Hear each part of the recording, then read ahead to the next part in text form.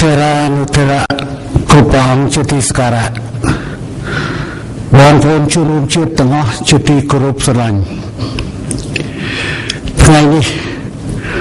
ខ្ញុំប្រកាសណាខ្ញុំមានសេចក្តីក្រៀមក្រំជាទីបំផុតដោយសោកនាដកម្មដ៏ធំបំផុតមិនធ្លាប់មានក្នុងរយៈពេលជាង31ឆ្នាំក្រោយរបបបល័យពូជសាសន៍ប៉ុលពតបានកើតឡើងនៅបរិវេណស្ពានកោះពេជ្រនៅយប់ថ្ងៃទី22ខែវិច្ឆិកាឆ្នាំ2010បណ្ដាលឲ្យមនុស្សស្លាប់345នាក់និងរងរបួស391នាក់ទៀត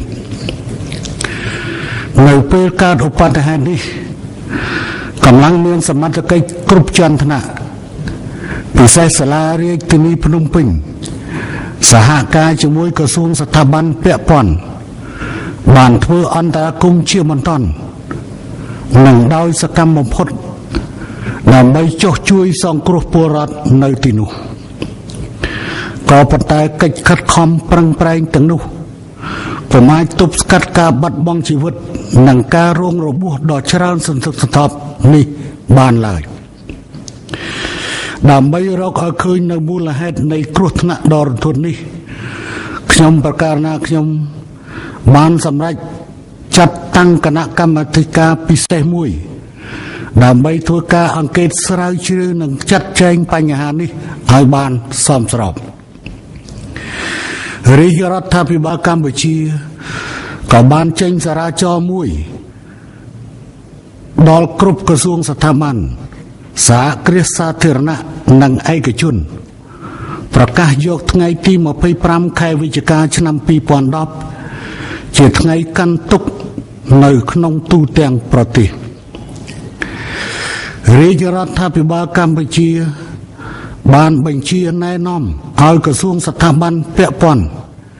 ជាពិសេសក្រសួងមហាផ្ទៃក្រសួងសុខាភិបាលក្រសួងសង្គមគិច្ចអតីតយុទ្ធជននិងយុវនីតិសម្បទាចាត់ចែងការគ្រប់គ្រងធ្វើអត្តសញ្ញាណប័ណ្ណអត្តសញ្ញាណកម្មជនរងគ្រោះដែលបានបាត់បង់ជីវិតដើម្បីប្រគល់ជូនក្រុមគ្រួសារសាកសពធ្វើបុណ្យតាមប្រពៃណីនិងសូមឲ្យអាជ្ញាធរថ្នាក់ក្រោមជាតិចូលរួមចាត់ចែងសម្រួលពិធីបុណ្យសពនេះនៅតាមមូលដ្ឋានរបស់ខ្លួនព្រមជាមួយនេះមន្ទីរពេទ្យនានានឹងផ្ដល់ការព្យាបាលដ៏ដិតដល់ជូនអ្នករងរបួសទាំងឡាយពីឧបទ្ទហេតុដ៏អាក្រក់មួយនេះដោយចាត់ចែងឲ្យមានគោលនយោបាយសមស្របជូនដល់អ្នកទាំងនោះមកដល់ពេលនេះពុំមានសញ្ញាណាមួយបង្ហាញឲ្យឃើញថាឧបទ្ទហេតុកើតឡើងនេះកើតឡើងដោយសារភេរវកម្មនោះឡើយក៏ប៉ុន្តែទោះជាយ៉ាងនេះក្តីក្រសួងស្ថាប័នមានសមត្ថកិច្ចគ្រប់ជាន់ថ្នាក់និងប្រឹងប្រែងដោយអស់ពីសមត្ថភាពដើម្បីស្រាវជ្រាវរកមូលហេតុនៃសោកនាដកម្មនេះដោយហេតុនេះរាជរដ្ឋាភិបាលកម្ពុជាសូមអំពាវនាវឲ្យបងប្អូនប្រជាពលរដ្ឋ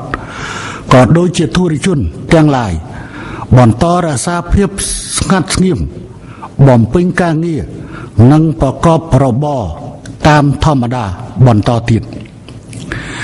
ក្នុងឱកាសដ៏ក្រៀមក្រំនេះ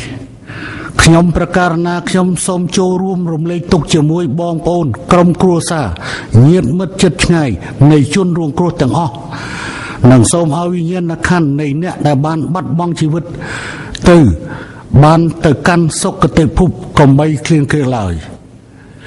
ខ្ញុំប្រកាសណាខ្ញុំ